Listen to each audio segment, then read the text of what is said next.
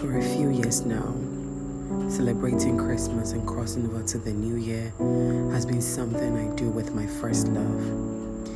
The idea at the beginning didn't sound too good for me, but I've come to cherish it so much, and I look forward to it whenever we are approaching the end of every year. And it is so funny to me how with so much excitement to do it, my flesh still acts so reluctant when it's time to leave.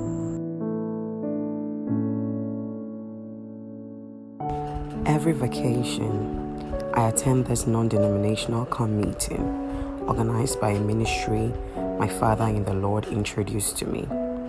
And that is the meeting place for my first love and I. Okay. Before I move on, let me just cut the suspense. You might be getting it all wrong, wondering who this first love of mine is. When I say my first love, I am actually referring to my first love, King of my heart, Majesty, unchanging, everlasting, lover of my soul. Yes, God Almighty. He is my first love. Now you know who my first love is. Let's continue.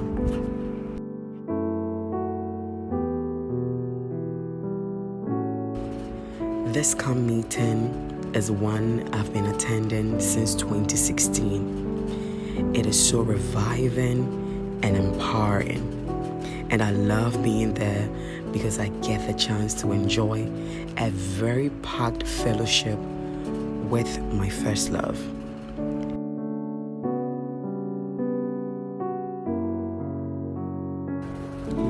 Leaving my family, my church family, and all that fun behind in the middle of Christmas celebration and joining a group of people to a place where all we do is fasting and praying. Wait a second. When I say praying, I mean praying one prayer topic for about 4 hours. So if it's like 5 prayer topics for that session, you can imagine.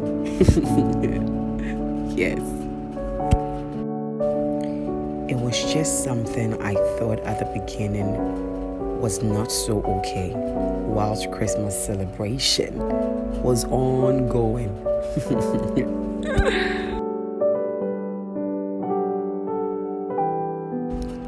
My father in the Lord had already introduced this camp meeting to me, and I had already attended a number of them, but he still had to specially make a new invite to introduce the end of year 1 because his dear daughter just didn't understand why she had to be somewhere fasting and praying.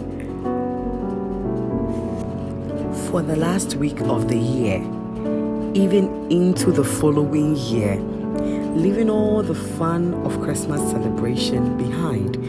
Because like how? But I am thankful, so thankful that he took his time and explained how it is equally important to the other camp meetings we have during every vacation, and how I wasn't going to regret if only I'll try and make it to an end of year camp meeting for the first time.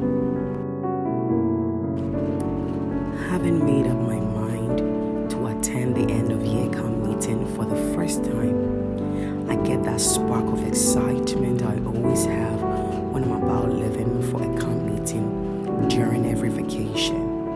And just what my father in the Lord has said earlier, I didn't regret going, and I'll always look forward to an end of year camp meeting.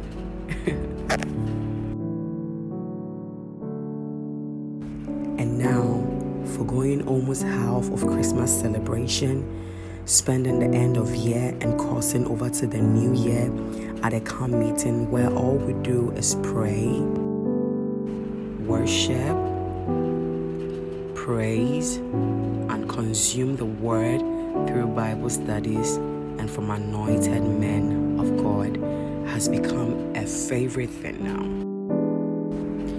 It sets the tone for the new year so perfectly, and I get to enjoy the entire year beautifully, even when tough situations arise. I couldn't make it last 2 years. I mean, crossing over from 2021 to 2022. And the beginning of that year was a tough one. It made me see even more clearly how important it is to end the year and cross over to the next one in the presence of God. My faith has never been shaken like it was in 2022. I got to a point where I even doubted the existence of God. The beginning of 2022 was very scary and tough for me. There was a period I went 3 days without any sleep. So when I say it was tough, it was very tough.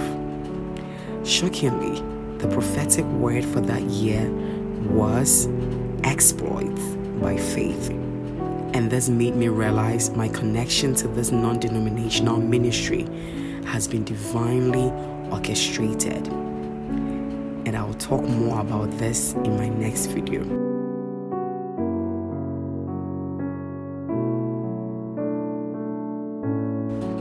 Before I end, I pray the Lord opens your eyes and help you to see that there is nothing